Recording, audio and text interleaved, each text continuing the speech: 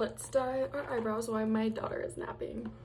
First, I'm gonna put my hair up so it's out of the way. They give you this little ring to put the dye in. First things first, we're using some Aquaphor to outline the eyebrows to hopefully avoid some staining.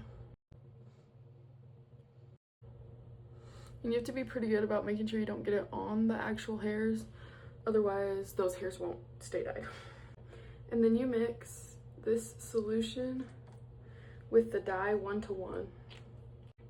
So we have that. The color in here, I just kind of guess.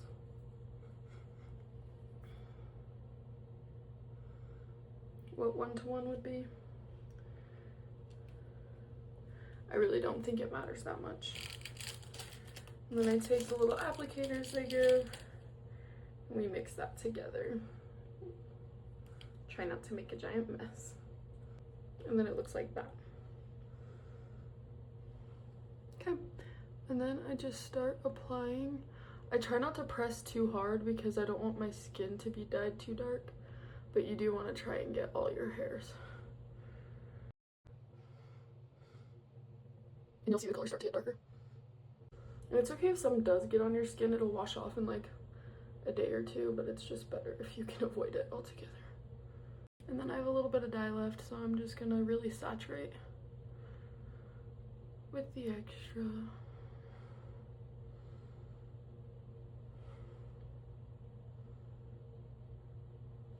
And then we'll come back in 10 minutes.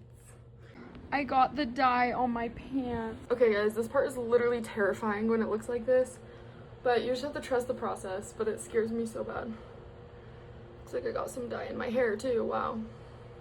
It's fine. I like to use these cotton pads to wipe it off.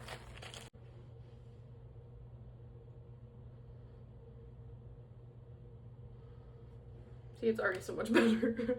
And I did get a little bit of staining on my skin, but it's fine. And then I'll get a clean one for the other eyebrow. And I actually only let it sit for 7 minutes. I always get anxious when it looks so scary. Always, as in the one other time I've done this, but it's fine. Okay, this is what they look like with a full face of makeup done. There's obviously some staining around my eyebrows, so I'll insert what they look like in a day or two from now.